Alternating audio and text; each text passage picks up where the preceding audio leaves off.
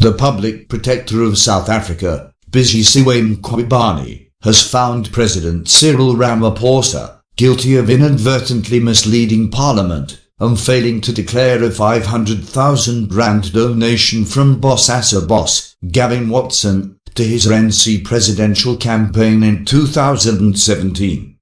In her preliminary report submitted to President Ramaphosa last Thursday, the 6th of June 2019, and seen by the Sunday independent media house, courtesy of one of the President's confidants, Mkhwebane said the President violated the Constitution and the Executive Code of Ethics. Mkhwebane added that Ramaphosa may have been involved in money laundering, since Watson's donation had been made through several intermediaries. The complaint of money laundering and violation of the Ethics Code was lodged by DA leader Mmusi Maimane. The EFF Deputy President, Floyd Shivambu, later filed further complaints. The findings of the Public Protector indicate that the donation was transferred from Watson's personal account into the account of Mieto Trading, a company owned by Margaret Longworth. Margaret Longworth is a sister of Pete Venter, a former auditor of Bosasa. The donation was then transferred into the CR17 Attorneys Trust account, managed by Adelson, Faber and Grobler Attorneys. Mkhwebane says Ramaphosa may have breached the Executive Code of Ethics by exposing himself to any situation involving the risk of a conflict between his official responsibilities and private interests, and that he acted in a way inconsistent with his position. Mkhwebane's spokesperson, Opa Seagley, said, "We cannot comment on leaked documents purporting to be the Public Protector's report."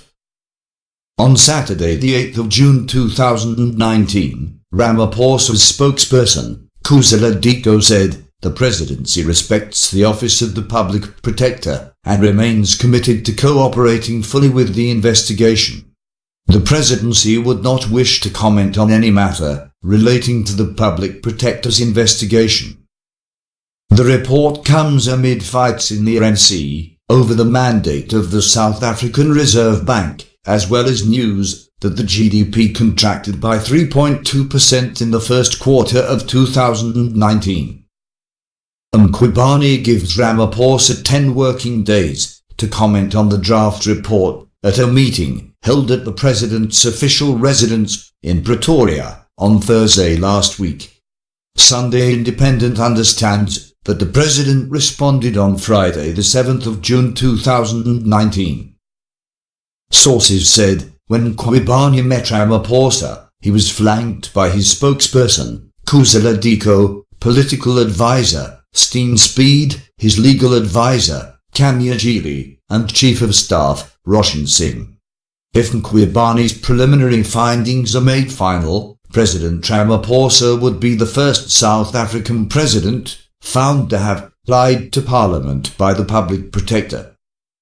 Ramaphosa's trouble started when he responded to DA leader Mmusi Maimane's parliamentary question late last year and said Watson's R500,000 had been paid to his son and DA Ramaphosa for consultancy fees rendered to African Global Operations, formerly known as Bosasa.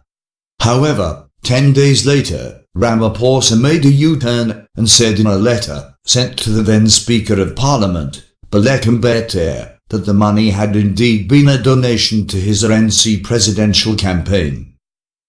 Bosasa was implicated at the State Capture Commission, headed by Justice Raymond Zondo, for allegedly bribing RNC politicians and other government officials in exchange for billions of rands worth of state contracts. The Public Protector probed the following complaints from Maimane and Shivambu. Whether on the 6th of November 2018, during questions in Parliament, Ramaphosa deliberately misled the National Assembly and thereby acted in violation of the Executive Ethics Code and Code of Ethical Conduct and disclosure of members' interests for the National Assembly and Permanent Council members. Whether there is an improper relationship between President Ramaphosa and his family on the one side and the company African Global Operations on the other side, due to the nature of the 500,000 rand payment passing through several intermediaries, instead of a straightforward donation to the CR17 campaign, and thus raising suspicion of money laundering. Whether President Ramaphosa improperly, and in violation of the provisions of the Executive Ethics Code, and disclosure of members' interests for the National Assembly and Permanent Council members, exposed himself to any situation involving the risk of a conflict between official duties and his private interest, or used his position to enrich himself and his son through businesses owned by African Global Operations. On the first count, Mkhwebane found that although Mayamani's follow-up question did not meet parliamentary rules, since it was not submitted to the Speaker beforehand, Ramaphosa inadvertently deliberately misled Parliament in that he should have allowed himself sufficient time to research on a well-informed response. She said, even though Ramaphosa's conduct was in good faith, it was inconsistent with his office as a member of Cabinet and in violation of the Constitution. Ramaphosa had told Mkhwebane that he had felt the need to respond to what he believed was an attack on his integrity by Mayamani, which appeared in the heat of the moment.